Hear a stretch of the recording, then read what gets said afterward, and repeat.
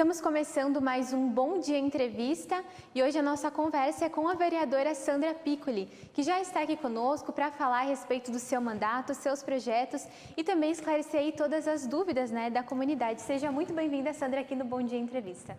Obrigada, Tayane, agradeço o convite e cumprimento também a todos os telespectadores que estão acompanhando esta nossa conversa.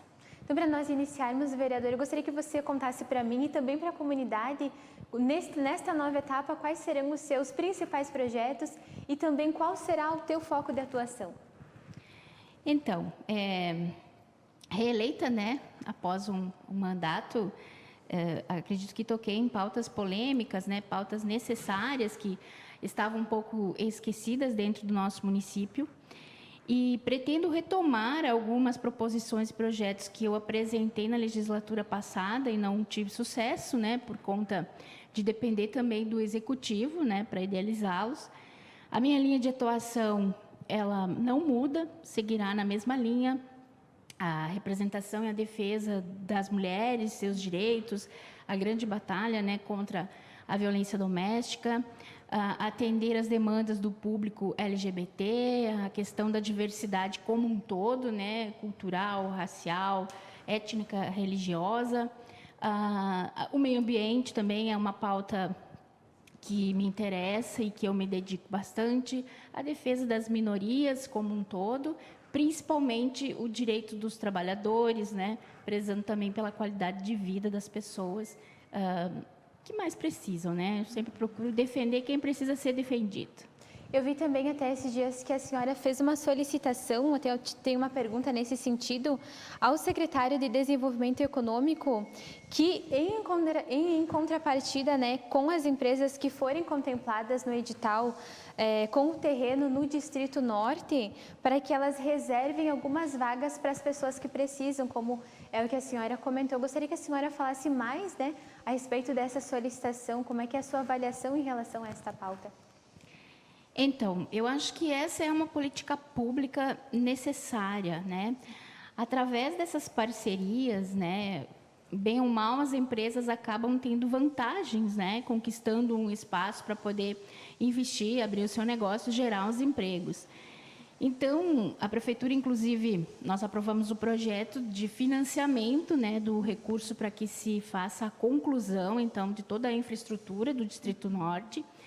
E já avisando, o edital de concessão dos terrenos, enfim, penso que seria uma grande ferramenta para a gente sanar alguns problemas que existem no nosso município, porque de nada adianta a gente fazer o trabalho assistencial sem dar um encaminhamento de fato.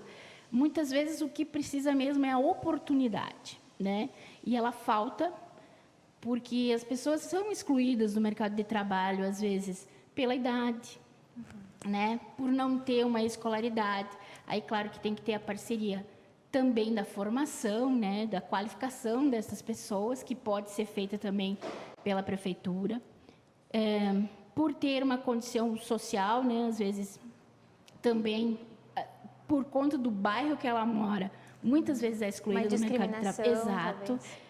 E o público LGBT, principalmente transgêneros, tem dificuldade de se inserir no mercado de trabalho também pelo preconceito. Muitas mulheres que passam por uma situação de violência não conseguem se desvincular de uma relação abusiva, às vezes, porque tem independência financeira, Então, eu acredito, não é uma quantidade enorme de vagas. Se a gente deixasse uma pequena porcentagem dessas vagas para que se trabalhasse em parceria com os setores, principalmente assistência social, para dar encaminhamento a essas pessoas, ali a gente começa a resolver um problema de fato, que é inserir essas pessoas na sociedade com dignidade.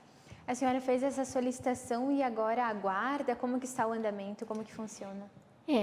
A gente fez a proposição, isso cabe ao executivo construir, Mas nós tivemos uma aceitação positiva por parte do secretário. Já conversamos com a assistência social também. Eu vejo que isso é possível, sim, de construir e basta ter a vontade política de fazer, eu acredito que a gente possa ter algum avanço nesse sentido, sim, com esta gestão. Um outro pedido também que eu vi que a senhora fez é em relação àquelas famílias rurais que têm crianças que não têm acesso à internet. Então, agora, com as aulas online, acabam tendo dificuldade para acessar essas aulas, para aprender. Eu gostaria também que a senhora falasse a respeito dessa solicitação. Então, eu fui procurada por uma família com essa angústia, né, de que não tem internet para que a filha possa acompanhar as aulas. E se a gente quer prezar pela educação de uma forma igual, né, de qualidade para todos, a gente precisa se atentar a esses detalhes. Então, eu pensei que talvez, né, a exemplo desta família, muitas outras estejam passando pela mesma dificuldade.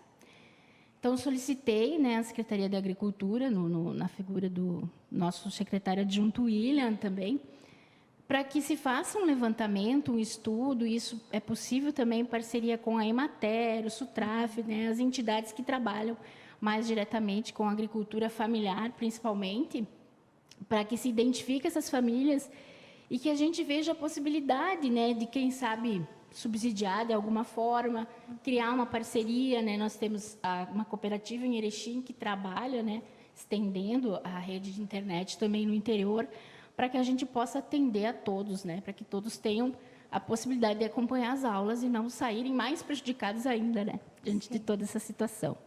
Eu vejo também, acompanho a senhora, né, pelas redes sociais, e eu vejo que a senhora é bem atuante no Facebook e realiza muitas lives a respeito de vários assuntos.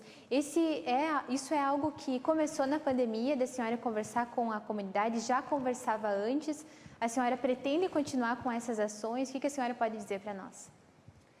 Acho que é uma grande ferramenta que a gente tem, né? A tecnologia está aí para isso. E eu fazia minhas lives individuais, assim, né? Fazia transmissões ao vivo para falar sobre algumas situações, alguns projetos. E com a pandemia, a gente se sentia um pouco afastado da população, do público, porque a nossa vida, ela era... a nossa agenda é repleta de eventos, de encontros, né? Nós éramos convidados para tudo.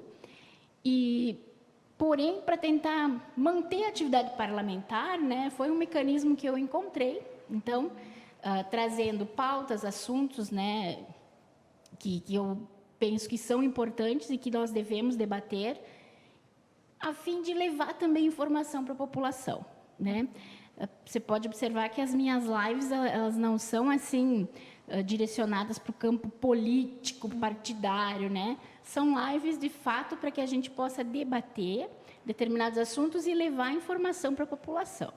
Tem sido muito bem acolhido, assim, né? Tem um público grande que me acompanha e eu pretendo dar continuidade e ampliar, né? Melhorar cada vez mais. E agora também falando de outra área, que é uma área que a gente nunca falou tanto de saúde, né, vereadora? Eu gostaria de saber, assim, em relação à senhora, se você pretende implementar projetos direcionados à saúde, talvez aí um projeto em relação à captação de recursos aqui para a nossa cidade, o que a gente pode dizer? Eu sempre digo que a questão de saúde, educação e segurança é algo muito particular do Poder Executivo, né? E qualquer vereador que pense em fazer uma promessa de campanha dizendo que vai realizar isso ou aquilo, né, ele não está agindo de boa fé, porque a gente sabe que são áreas bem específicas que requerem recursos, principalmente do governo estadual e do governo federal, né? Então, o que a gente pode fazer é sugerir, propor, fiscalizar, cobrar, né, para que eles sejam aplicados da melhor forma, para que se transforme em um serviço de qualidade para a nossa população, fazer as manifestações que a gente faz através de moções e sim o contato com os parlamentares. Infelizmente, o meu partido não tem deputado federal aqui do Rio Grande do Sul, né? Mas isso não impede que a gente pressione os demais deputados, porque os deputados são deputados que representam o nosso Estado, para que eles também defendam, né, o nosso Estado nessas áreas, junto ao governo federal e ao governo estadual. Vereadora, a gente está em um momento de pandemia já há mais de um ano, né? Na verdade, talvez a gente siga mais aí um ano pela frente. E eu gostaria de saber, na sua opinião, quais são os desafios que a senhora avalia que Erechim tem agora e que terá pós-pandemia? E, na sua opinião, como fazer com que Erechim continue se desenvolvendo?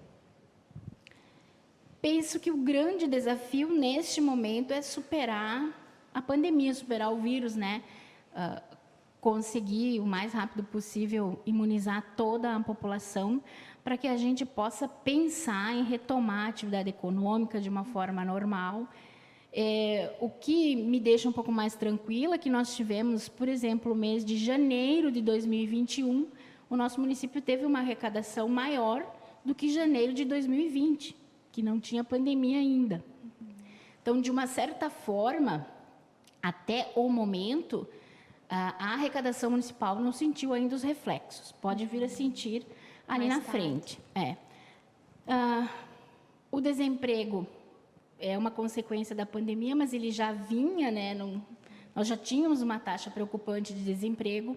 Me preocupa muito o aumento do custo de vida, supermercados, itens básicos de alimentação, o combustível, automaticamente isso eleva os preços, né, dos demais itens, porque tudo chega transportado, né, principalmente pelo transporte rodoviário. E o sucateamento, de uma certa forma, de alguns serviços públicos que me preocupam também, porque diante dessa pandemia a gente vê a importância de se ter o Estado forte, de se ter um serviço público de saúde forte, né? Porque quem está resolvendo a situação é o Estado, é o serviço público, né? Imagina se a gente não tivesse um atendimento público de qualidade. Penso que Erechim está no caminho certo no sentido de se preparar para o pós-pandemia. A gente vê que o prefeito está atuando nesse sentido, se preocupando em viabilizar o Distrito Norte, se preocupando em criar cursos de capacitação. E acho que, com a união e os esforços de todos, é possível, sim, que a gente possa lá na frente, mas se nós não tivermos uma mudança de projeto a nível nacional, né, que preze para que a classe trabalhadora possa ter um salário que não lhe garanta apenas a comida, a moradia, né, que ele possa ter um dinheiro extra para poder gastar. Eu acho difícil, né, que o próprio comércio tenha grandes vendas, porque a população em si está sem dinheiro, mas principalmente não está podendo gastar com outras coisas além das necessidades básicas. É um grande desafio, mas eu acredito que a gestão está empenhada e a nós, vereadores, cabe apoiar, né, as ações que venham no sentido de melhorar. Muito bem, então, vereadora, já chegando ao fim da nossa conversa, passa muito rápido, né? Mas eu agradeço em nome do jornal a sua presença aqui e também todos os seus esclarecimentos, lembrando aqui que estamos à disposição. Muito obrigada. Eu que agradeço a oportunidade, me convidem, né? Sempre que for possível e for preciso, estarei aqui também à disposição. E obrigada a todos que nos acompanharam.